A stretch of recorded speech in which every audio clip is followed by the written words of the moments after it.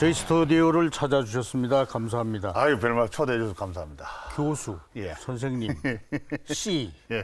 장사 예. 어떻게 불러드려야 됩니까? 아니 근데 많은 분들 그렇게 이야기 많이 하세요. 근데 뭐 씨름판에 가면은 장사 소리가 제일 좋고 또 학교 가면은 교수 소리가 좋고 예. 예, 뭐 그게 이게 장소에 따라서 그게 불려지는 명칭이 좋은 것 같아요. 아무데나 가서 막 장사하면 좀 그런 것 같고. 그렇죠. 예. 유진 아나운서는 뭐라고 부르는 게 좋겠습니까? 저는 오늘 모습을 뵙고 또 안경 뵈니까 교수님이라는 말씀이 오히려 딱 나오는데요. 편안하죠? 네. 감사합니다. 저는 오늘 실제로 뵙고서는 좀 마르신 듯해서 네. 건강 이렇게 또 그리고 젊음을 유지하는 비결을 좀 여쭤보고 싶습니다. 근데 전에는 이제 많은 분들이 씨름 선수하면은 막 체격이 좀 크고 막 덩치가 있고 배도 나오고 뭐 이런 그 어떤 이미지가 있었다면은 요즘 현대의 씨름 선수들은 좀 운동 선수 건강한 이미지가 좋지 않을까. 특히 천하장사 하면은 그렇죠. 그래서 이제 뭐 좀 이렇게 몸도 좀 다이어트도 좀 하고 살도 좀 빼고 또 많은 그 선배들이 옛날에 현역 때 그 몸을 유지하고 있다가 그냥 그대로 이제 지금 나이대도 갖고 계시니까 그 성인병에 노출될 확률이 굉장히 많아졌습니다.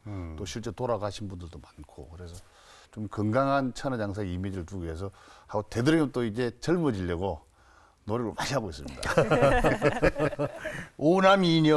오남이녀였다고요? 오남 이녀 중에 막내입니다, 제가 집에서. 그러면 형제들 오남 중에 예. 씨름하는 분 있습니까? 아무도 없습니다. 아무도 없고. 이제 형님들은 뭐 위에서부터 뭐 옛날에 저희들 어렸을 적에 60년도 어렸을 적에는 거의 시골에서 그때 뭐 한창 이제 그 공업적으로 발달되고 할 적에 뭐 먹고 살기 시골에 너무 없어가지고 형님들 거의 나가서 뭐 초등학교 하면 중학교를 마치고 그때 다 나와서 뭐 장사하거나 또 공장에 다니거나 기술 배우거나 뭐 그랬던 시절이고 제가 유일하게 이제 제 위에 형님하고 학교를 대학까지 다 나왔죠. 예.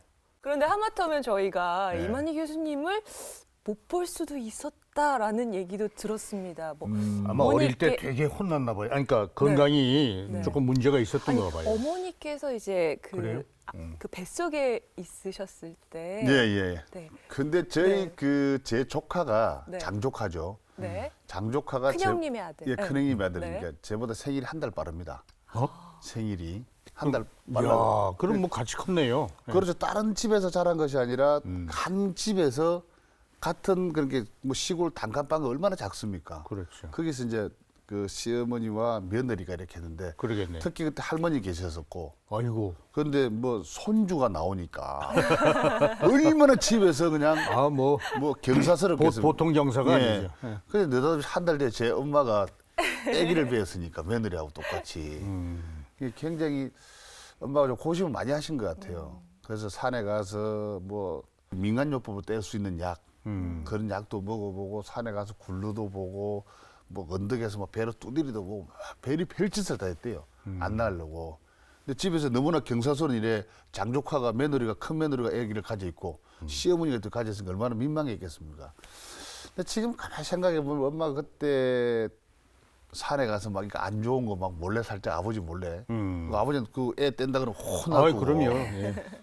산에 가 드셨던 게 제가 볼 때 거의 보약을 다 캐 드시지 않았는가. 아. 그래서 어찌됐든 제가 뭐 이렇게 건강하고 네. 또 천하장사가 됐고 지금까지 힘을 뭐 대한민국에 제일 그 많이 썼던 선수로 하나 기록이 남아 있으니까 네. 좋은 거 많이 드신 것 같아요. 네. 어머니의 덕이시네요. 글쎄요. 그러니까 그 오남이녀의 그러니까 일곱째 막내요. 막내로. 네. 와, 초등학교 때부터 사실은 사람의 그 재능 네. 또는 소질 이런 게 그렇게 뭐 막 새순 크듯이 푹 크는 건 아니거든요.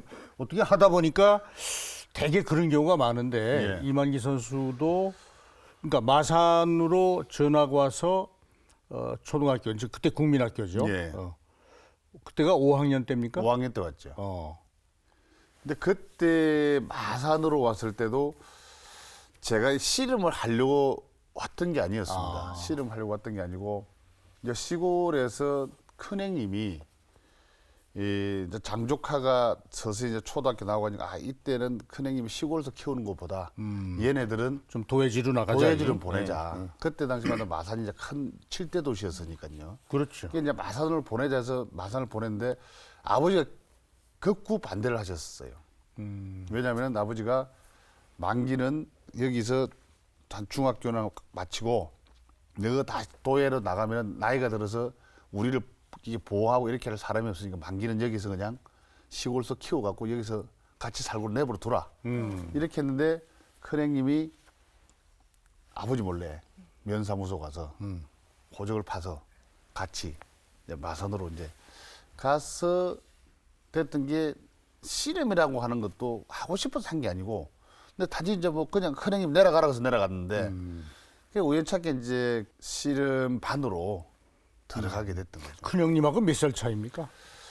큰형님 올해 75이니까. 어이구. 예. 그럼 뭐 아버지 같은 큰형님이네요. 아버님이죠. 예. 그리고 아버님 같은 게 제 장조카가 제보다 생일이 한 달 빠르다니까요.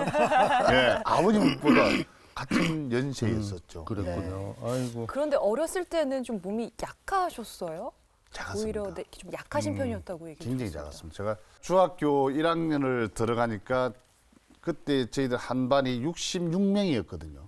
66명이었는데 저한테 담임선생님이 번호를 줄 때 8번을 주더라고요. 이게 오히려 일반 학생들보다도 더 체격이 작았던 거죠. 그때는 번호가 이렇게 쭉 한 줄로 세워놓고 키 순서대로. 키 순서대로. 네. 지금은 학생 인권 조례 이래서 요새는 그렇게 앉히면 안 된답니다. 그렇게 했죠. 초등학교도. 예, 그래서 보통 그 앉는 그 서열도 네. 요즘 뭐 아무나 자기 앉고 싶은 자리 또 자기 자리가 정해져 있지 않습니까? 그때 당시만 하더라도 번호 순대로 작은 사람들이 친구들이 앞에 앉고 네. 큰 쪽에 있는 친구들이 점점 뒤로 가면서 앉았었어요. 그래서 워낙 작아가지고 씨름 선수로서는 우리 이제 형님들이 또 부모님들이 이만기가 과연 씨름하면 좀 덩치도 있고 그때 좀 이렇게 체격도 있고 네. 이런 선수를 보통 씨름한다고 생각했는데 워낙 너무 작아나니까 이게 씨름으로 대성을 하겠느냐 아예 커서 괜히 운동을 시켜가지고 인생을 베리느니 차라리 공부를 이어서 이제 시키는 게 좋지 않겠느냐 했는데 우리 황경수 감독님께서 모르겠어요. 지금 이렇게 뭐 성견지명이 계시는가는 모르겠는데 뒤에 크는 애도 있다. 그렇죠. 뒤에 크는 애도 있으니까 지켜보자. 예, 그렇게 해서 그냥 뭐 그 한마디 그냥 또 지금 쭉 한 것 같아요. 그런데 우연하게 씨름을 시작하셨다고 하셨는데 이제 예. 그 학교 가셔가지고 마산으로 학교를 가신 다음에 이제 특별반 그런 반으로 들어가셔서 이게 씨름반이죠. 하셨는데 씨름 특활반 쉽게 말하면. 그렇죠. 예. 그런데 공부하러 솔직히 보내셨을 것 같은데 집에서는 따로 반대하진 않으셨나요? 집에서도 그러니까 작아서 반대를 했고 첫째 네. 그리고 두 번째 특별활동 시간에 들어갔던 게 꼭 의무적으로 들어갔어야 되던가 봐요. 아, 네. 근데 그거 가니까 다른 뭐 축구나 뭐 다른 어떤 좋은 것 또 뭐 서예나 음악이나 이런 반들은 다 학생들 꽉 차서 자리가 없고 씨름이 가장 그 빈자리가 많았던가 봐요. 그래서 제 조카하고 둘이서 그 씨름반을 들어갔습니다. 근데 참 이렇게 묘한 게 이 씨름이라는 이 운명의 이반기가 꼭 같이 가야 되는 지금도 그렇고 네. 그 운명이 모르겠습니다만 무언가 이게 연결고리가 아주 정확하게 잘 되어 있는 것 같아요. 그때 형님이 물론 제가 태동하기 전에 엄마가 쟤를 낳지 못했는 상황에서 낳고 네. 형님이 아버지 몰래 파다가 마산으로 전학시키고 옳지. 가자마자 왜 해피를 씨름반을 왜 들어갔겠습니까? 그러게요. 그것도 들어갔는데 들어가자마자 바로 그 해에 전국 소년 체육대회에 씨름이 없다가 씨름이 바로 부활이 됐어요. 맞아요. 딱딱 맞네요, 그냥. 전국체육대회 전에 소년체육대회. 소년체전이라고 있었습니다. 예, 그래서 어렸을 때 한- 초중 예. 해가지고 전국 큰 도시를 돌면서 이른바 이제 그 지금으로 하면 이제 국민체육, 생활체육을 활성화한다는 뭐 그런 거지만 네, 그때 소년체육 소년체전 대단했습니다 그때도. 그래서 그게 씨름이 그때 막 생겼던 종목이. 없었다가 다시 생겨났고 그러다가 그 경상남도 쪽에 특히 마산하면 7대 도시였는데 그 많은 초등학교 쭉 있었을 거 아니에요.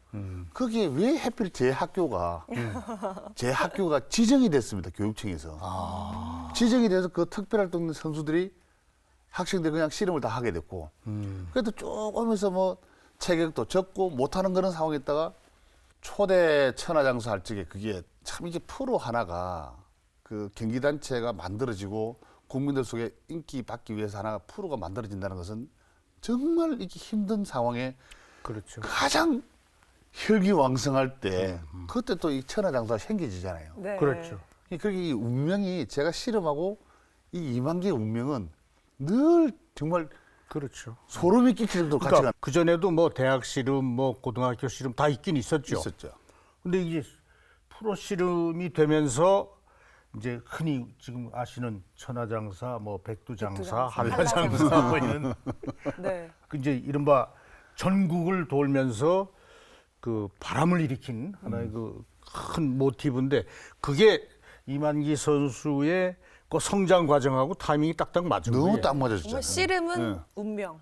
이게 정말 그런 저한테 말씀이 딱 운명인 것 맞네요. 같아요. 이게 네. 그렇게 제 인생에 있어서 씨름과 맞는 이게 인생 일로가 참 저는 없다고 보거든요. 30년 전인가요? 그렇죠. 그러네요. 네. 네. 만 20살 때 그렇지. 그때 이제 비로소 아주 이른바 이만기라는 선수가 네. 혜성처럼 뭐 이런 표현도 될 것 같은데 그때가 그 한라장사, 천하장사 그때 얘기죠? 예, 예. 어디서 있었습니까? 그 경기가? 초대 천하장사 대회가 서울 장충체육관에 장충. 있었죠. 예, 그래서 그때 이제 제일 낮은 체급이 금강, 금강. 태백, 태백. 금강, 한라, 백두, 천하 5일 동안 경기를 했었죠. 5일 동안 하면서 그래서 이제 경량급부터 해서 이제 천하장사까지 갔는데 근데 보통 천하장사는 백두급에서 나올 것이다 라고 생각을 해서 그렇죠. 4일째 하는 것이 아니라 가운데였습니다. 이튿날째. 아, 이게 첫날 태백하고 그다음에 백두하고 그다음에 금강 한라하고 난 뒤에 천하장사를 했죠. 그게 둘째 날 하고 난 뒤에 이틀 동안 쉬고 그렇지. 아, 네. 그다음 날 천하장사 해라. 그렇지. 우리 한라급은 바로 앞날에 했습니다. 바로 앞날하고 왜냐면 백두보다는 급이 그러니까 체중이 네. 한체급 체가 낮았으니까. 낮으니까. 네. 그래서 이 서울 장충체육관에서 5일 동안 하면서 이제 대회를 하게 됐는데 그때도 사실 저는 그렇게 많은 관중들이 장충체육관을 올까 생각도 못했었고 처음에 들어갔는데 그렇게 많은 관중들 속에서 경기를 해본 적이 없거든요. 그 장충체육관이 한 8천 명을 8천 정도 들어. 채우고 거기에다가 가에 앉으신 분들이 없이 빽 도로 서서 계신 분들이 더 또에다가 많으니까. 그다음에 그 2층 그 둥그러니까 네. 그 뒤쪽에 서 있는 사람까지 다 하면 10,000명이 넘었습니다. 이게 너무 많은 관중 여러분들 오셔가지고 근데 뭐 긴장이 아니라 거의 혼이 빠졌던 것 같아요. 정신이 다 나가는 거예요. 예, 그렇게 많은 사람들 앞에서 거기에다가 그때까지만 하더라도 TV에 스포츠가 나온다고 한다는 것은 뭐라 그럴까 좀 이렇게 지금 우리 젊은 친구들이 연예인 되겠다는 그런 꿈하고 거의 똑같을 겁니다. 신비로운 거죠. 신비로운 거예요. 그때 당시 TV 나오는 것 자체가. 예. 그러니까 그때 사과간에 경남대학 2학년 때입니까? 2학년 때 막 올라갔을 때 막 3월 올라가. 달에. 그리고 한라급에 그때 체중이 얼마였었어요? 체중이 한계 체중이 95kg이었습니다. 그 아래였다 이거죠? 95kg 이상이 이제 백두급이었고 그 이하가 한라급이었는데 10kg마다 끊었었죠. 95, 85, 75였죠. 아, 그랬구나. 근데 그때 저는 이제 95kg 이하였는데 제 체중이 그때는 95kg까지 나가지는 못하고 92kg 나갔었거든요. 그리고 신장은 그때 한 1m 80? 82cm. 82. 예. 그런 체격 조건을 가지고 천하장사가 된다고는 생각은 안 했습니다. 하지도 안 했고 단지 제 급수 한라급에서는 한 욕심을 낸 거죠. 일단 중앙 무대에 왔다. 네. 한라급에서는 한번 인정을 받자. 뭐 인정을 이런 받자가 아니라 내가 실력이 꼭 1등을 해야 된다가 아니라 네. 내가 1등 할 수도 있다. 라고 하는 꿈이었었죠. 그 자리만도. 그래서 그렇게 했는데 제가 그 결승전에서 최욱진 장사한테 제가 졌습니다. 지고 그 다음날 이제 천하장사 대회는 그때 자고 한라급에서는 나름대로 좀 꿈을 꾸고 이게 한번 1등을 할 수 있겠다는 그런 욕심은 있었는데 막상 그게 예선전에서 졌으면은 네. 또 제가 기분이 달랐을 건데 그렇죠. 결승전까지 가서 최욱진 장사한테 무릎을 꿇었기 때문에 굉장히 뭐라 그럴까 이렇게 천하장사 아예 꿈도 없었고 그러죠. 이것만이라도 내가 1등을 했더라면 그런 정말 희망 속에 있었는데 그게 져버리니까 밤에 잠도 자지도 못했고 그 앞날 또 이 최욱진 장사와 이렇게 시합을 하면서 워낙 이 형이 가슴에다가 이렇게 막 이렇게 들이대니까 안 들리려고. 근데 가슴에 약간 이렇게 좀 그 상처가 있었습니다, 제가. 멍이 드는. 멍이 드는 게 제가 이게 약간 인대 쪽이 좀 이렇게 해가지고 호흡 쪽이 좀 불편할 정도로 아팠어요. 그 정도로? 예, 그 정도 많이 해가지고. 근데 가슴도 아프지, 잠도 오지 나. 근데 밤에 잠을 정말 한 잠을 못 잤습니다. 너무 그렇게 그 좀 뭐랄까 분하고. 그때 이제 20살. 지금 생각하면 참 어린 나이거든요. 그 어린 나이죠. 속상한 거지 쉽게 말하면. 그때 왜냐면 이게 막 성부건성에 치고 나면은 그 막 이 뭐라 그럽니까 막 속에서 막 불고 안 되지 막 불 끓는 게 있잖아요. 이런 게 예, 감정이. 자기 통제가 안 될 때니까 네. 나이를 보나 모르 보나 뭐다. 개인 우승 첫 우승이신데 또 초대 천하장사 타이틀을 거머쥐셨으니. 조사를 너무 많이 했습니다.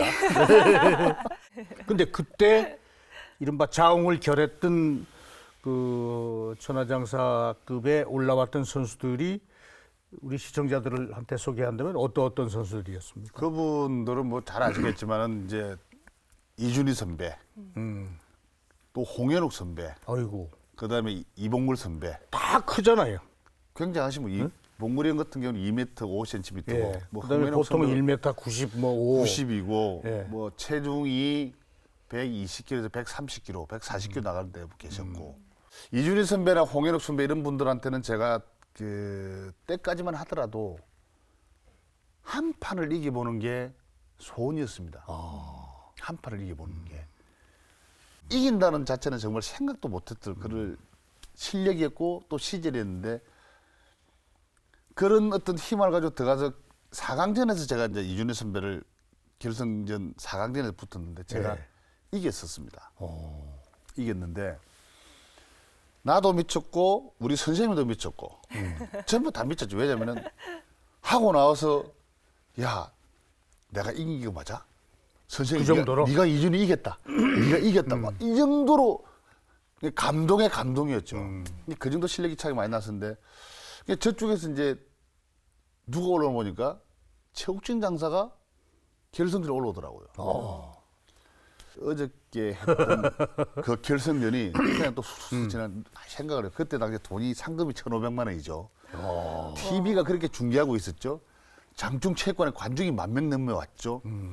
모든 세상이 저하고는 이 상상이 안 가는 세상이었습니다. 그런 세상에서 대회를 해서 제가 결승전까지 올라갔으니까 이 자체가 저는 너무 즐거운 거죠. 근데 최욱진 장사가 딱 올라오니까 갑자기 그냥 그 흥분이 예선은 안 되는 것이 부담감으로 쫙 가더라고요. 당연하지요. 네. 어디 적던 게 기억이 들 나고. 수가 있다는 그런 이론이. 제가 초등, 중등, 고등학교, 대학교 2학년 올 때까지 개인전에 나가서 단체전은 제가 팀이 우승을 하는데 일조를 상당히 많이 했습니다. 네. 상당히 많이 했는데 개인전에 나가서 제가 1등을 해본 적이 한 번도 없었습니다. 개인전에 나가. 근데 유일하게 제가 그 했던 게 바로 그 첫 천하장사 1대 천하장사를 했었다. 참 그게 그러니까 최욱진 장사하고 결승전에 5판 아닙니까? 이제 5판 3승제. 예. 2대2까지 가서 2대2까지 갔죠. 마지막 판에서 이제 호미거리라는 기술로 제가 우승을 했어요. 이 호미거리가 제가 평상시에 자주 쓰던 기술도 아니고 상대방이 걸면은 제가 이 방어만 하는 그런 제가 기술이었는데 호미거리가 뭔지 아세요? 아니, 저 여쭤보고 싶어요. 좀 설명 조금 말로 해주실 수 있으면. 호미가 네. 어떻게 생겼어요? 호미가 요렇게 해서 네, 요렇게 돼 있죠. 호미가 이렇게 생겼잖아요. 네. 이렇게 이제 홈인데 그렇죠. 그렇게 건다고 해서 다리를 안쪽에 상대방의 그 오른 다리를 이발 뒤꿈치 가서 그는 거지 이렇게. 그러면 네. 이제 중심이 이렇게 딸리 가니까 넘어지겠죠. 네. 그게 이제 호미거리라는 기술인데 평상시에 제가 한 번도 써보지도 않았고 그 기술을 뭐 연말을 한 것도 아니고 보통 이렇게 뭐 지고 이기고 지고 이기고 이렇게 해서 계속 갔었거든요. 근데 마지막 판에는 거의 대부분이 자기 주 전공 기술을 합니다. 그러겠죠. 그렇죠. 가장 스포츠 자신 신기해. 있는. 제일 잘하는 자신 거. 있는 제일 잘. 그러니까 변칙을 쓰려고는 생각 안 하거든요. 왜냐면은 변칙을 쓰다 잘못돼 버리면은 넘어지게 되니까. 근데 딱 들었어요. 딱 들었는데 이 최욱진 장사가 정확하게 잘 들렸습니다. 아, 잘 들렸다. 제가 들었는데 예. 어떻게 이렇게 할 수 있는 방법이 없더라고요. 양쪽으로 원래 넘겨야 되는데 들었으면은 오른쪽으로 이렇게 넘겨야 되는데 그렇죠. 근데 이게 순간 스쳐 지나가는 소리 이게 호미거리가 순간 싹 스쳐갖고 그래서 그 다리를 가지고 딱 걸었는데 네. 제가 볼 때 그렇게 정확하게 기술이 걸렸던 것이 없었던 것 같아요. 딱 걸렸는데 정말 꼼짝 말아서 할 정도로 완전 덫에 걸려도 그렇게 덫에 걸릴 수 있었을까 할 정도로 걸렸는데 순간적으로 이렇게 딱 보면 1초가 안 걸립니다. 딱 그래서 딱 넘어가는데 제 순간의 머리에는 이 꿈을 꾸는 몽상이 있잖아요.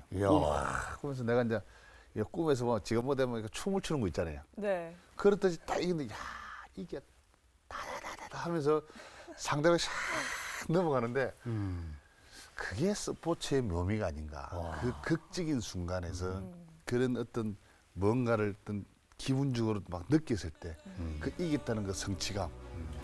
그렇게 우승을 해서 초대 천하장사가 되었음에도 불구하고 엄청난 지각 변동을 일으켰다라는 긍정적인 측면이 있었는가 하면 예.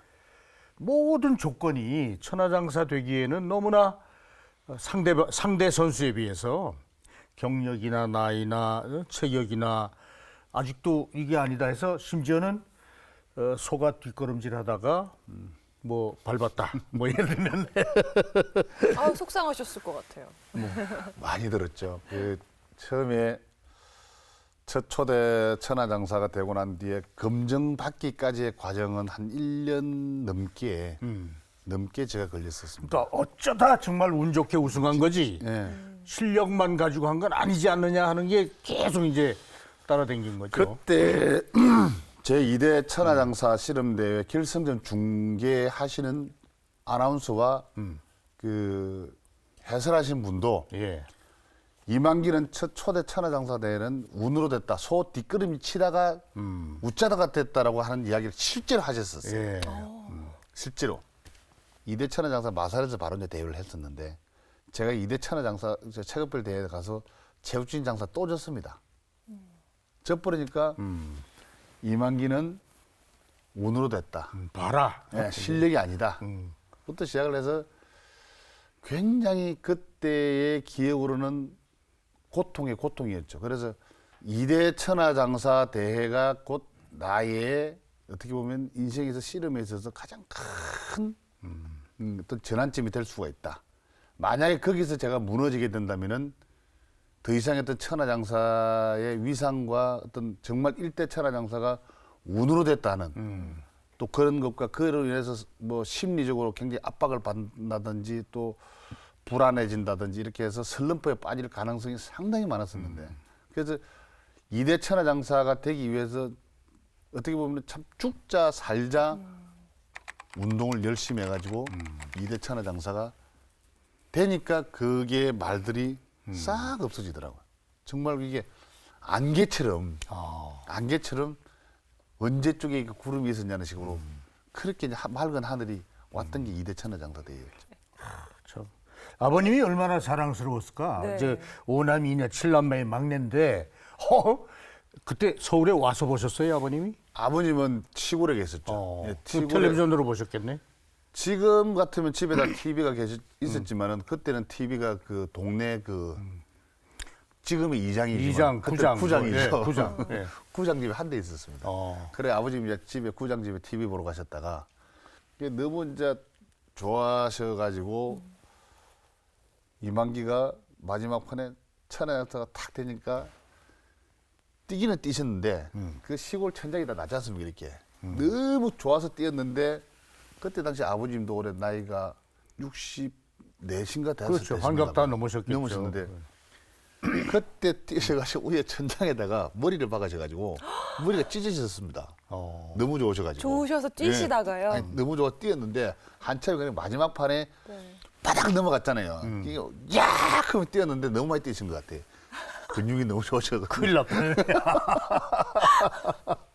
시골에 그래 하니까 머리 이렇게 뭐 반창고에 돼 있더라고 이렇게. 네. 그래서 아버님 왜 그러세요? 물어보니까 너무 좋아서 뛰다가 예, 천천히 천장에 부딪혀가지고 부딪힌 건지 찢어지신 박은 거예요. 건지 예. 뭐.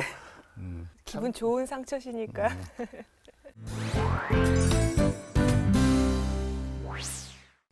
장사되고 나서 저는 그 CF도 많이 봤어요. 이제 이망희 선수 저도 기억납니다. 광고하는 거 네, 봤어요? 광고도 많이 찍으셨잖아요. 정말. 팔자에 없이 CF 모델 하시느라고 광고 어떤 거 좀 기억나세요? 광고는 솔직히 안 해본 게 없습니다. 아, 그거는 뭔가요? 뭐 가짜 통나무를 갖고 오셔가지고 아 이거 실감 안 난다. 그냥 그때 이제 제품 이름이 좀 이상해요.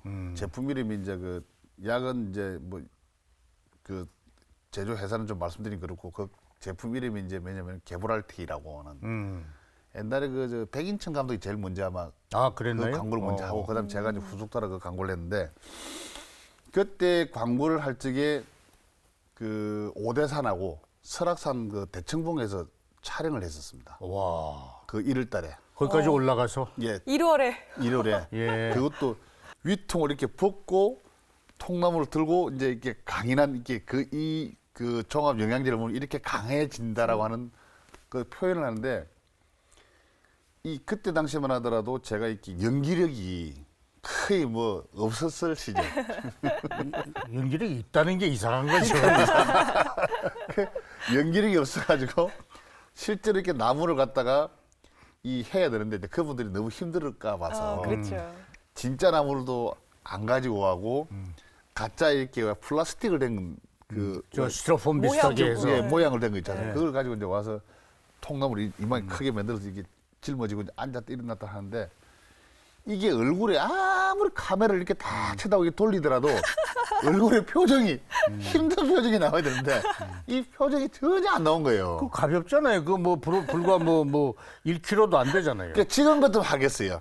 지금 네. 같으면 이렇게 억지 다 올라가 하겠는데 그때는 그게 아무리 내가 이렇게 표정을 하려고 하더라도 그게 안 나와가지고 결국은 옆에 있는 나무를 하나 잘라서 진짜 통나무를 가지고 제가 하니까 얼굴 표정이 나온 거예요. 너무 힘드니까. 힘들죠. 아. 그래서 제가 이게 참 이 전문 분야가 이게 정말 다르구나 하는 것을 느꼈죠. 예. 저는 이 텔레비전 광고뿐만 아니고 네. 또 하나 한동안 이 프로 씨름이 얼마만큼 그 우리 국민들 또 많은 분들의 사랑을 받았는지 한동안 이제 이런 얘기 있었습니다. 이제 네. 다 저 윤영 아나운서 기억할런지 모르지만 프로복싱에서 우리 김기수 선수가 세계 최초로 장청체육관에서 챔피언이 됐을 때 네. 그 당시 대통령께서 청와대에서 직접 전화를 했어요. 애썼다고 챔피언 된 거 축하한다고. 씨름도 네. 그때 모르겠어요. 대통령 오신다고 그랬는지 뭐 어쩐다고 그래서 경기 시간을 뭐 조금 중계 방송 시간을 조금 뭐 변경했다 뭐 지연시켰죠. 예, 어. 뒤로 네. 조금. 그 네. 사실입니까? 요즘 같으면 이제 DMB가 워낙 그 활성화되어 있으니까 실제로 이제 뭐 이동하시면서 안에 이제 TV로 볼 수가 있잖아요. 그렇죠. 그렇죠. 네. 그때는 프로 스포츠가 몇 개 없었을 때입니다. 근데 그 중에서도 가장 국민들 속에 관심이 있었던 게 바로 남녀노소 계층이 정말 다양했던 게 씨름이었거든요.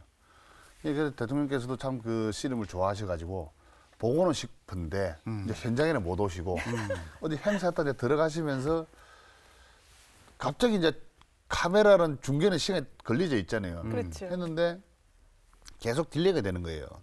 이게 왜 우리 같은 경우는 좀 예민하잖아요. 막 금방 지금 막 시합이 막 몇 시 하면 딱딱딱딱 이게 이렇게 해서 나가야 막 되는데. 신기를 꽂 쓰고 있는데 계속 연계돼서 보니까 대통령께서 이제 청와대로 들어가시는 중에 못 보니까 밑에 이제 계신 분들이 좀 더 씨름 좀 있다가 저 대통령께서 이제 관제 들어가시거든 그때 이제 씨름을 해라.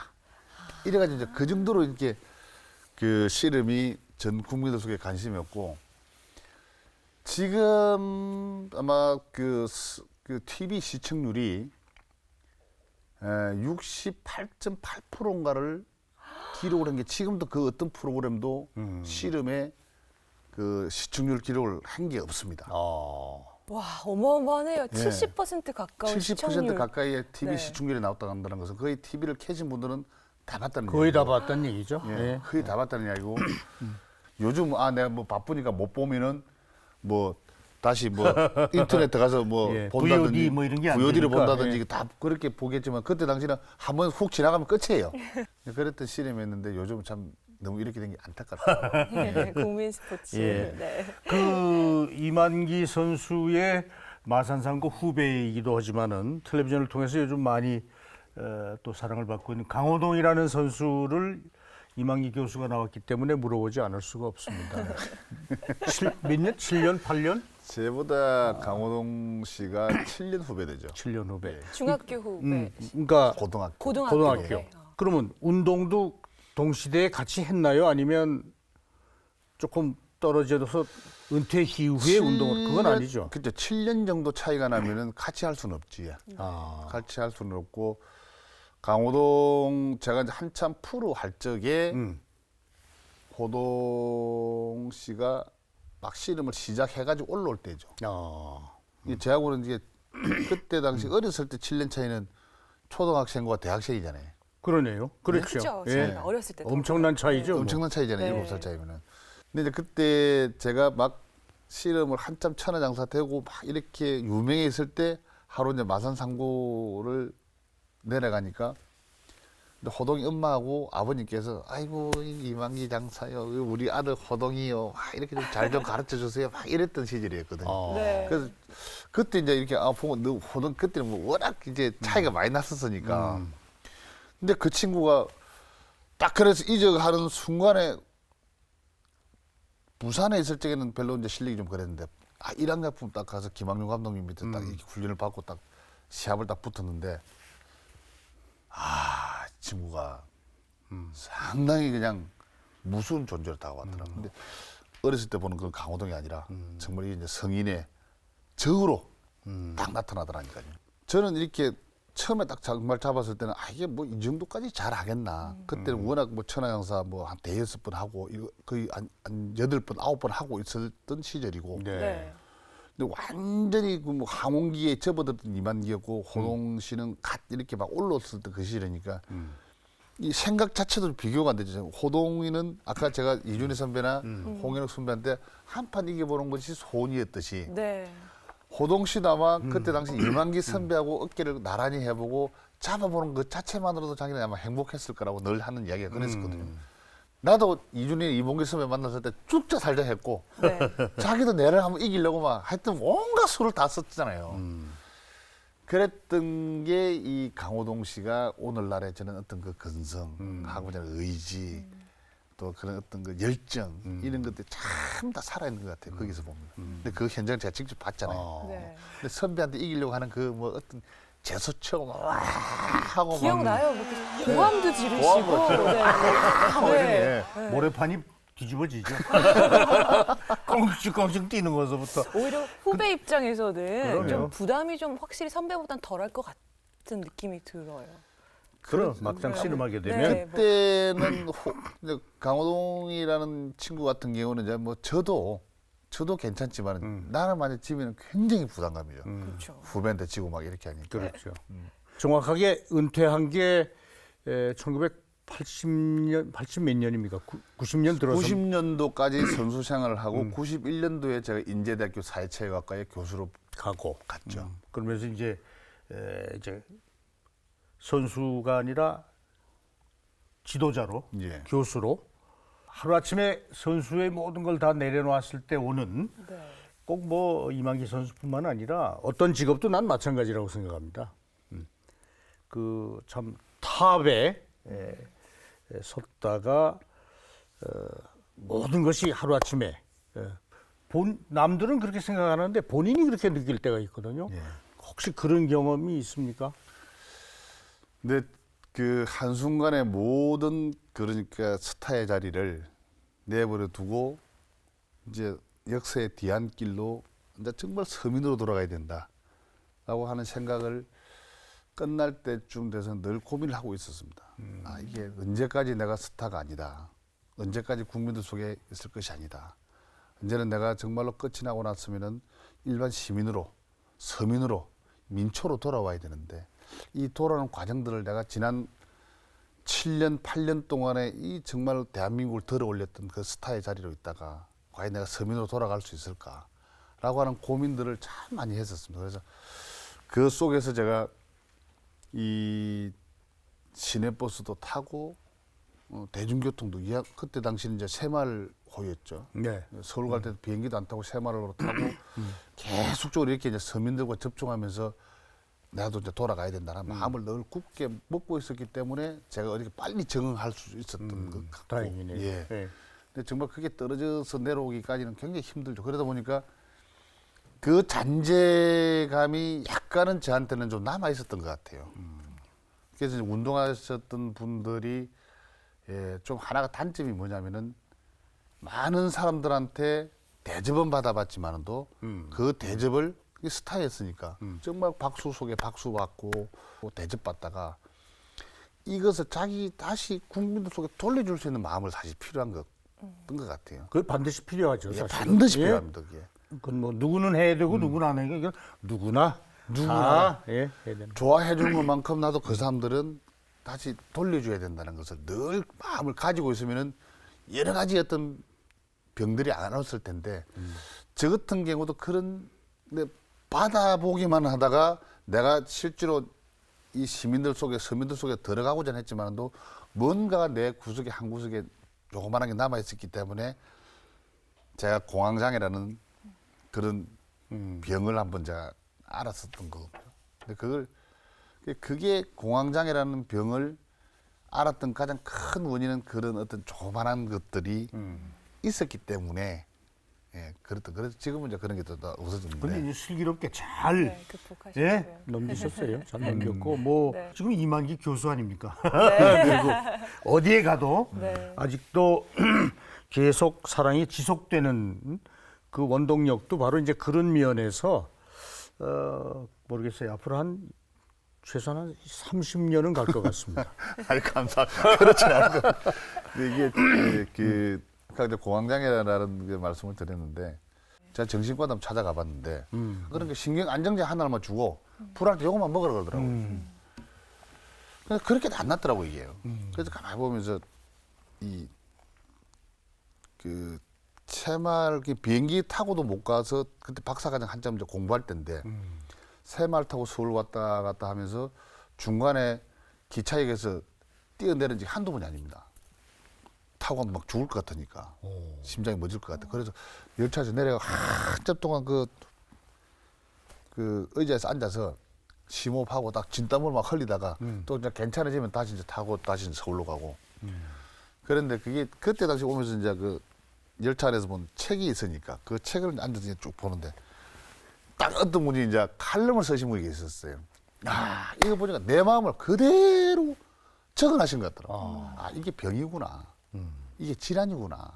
그렇게 해서 이게 내가 마음을 스스로가 만들어낸 거다라고 생각해서 그때부터 이제 마음을 정화시키기 시작해가지고 스스로 약물 치료 없이 낫게 됐죠. 그래서 아까 말씀드렸다시피 이게 모든 게 그 인생을 이제 뭐 그렇게 많이 살았지는 않지만 이제 중년의 값skat길을 보니까 아, 받았으면은 무조건 돌려줘야 된다는 것을. 근데 철학은 제가 좀 가지고 있습니다.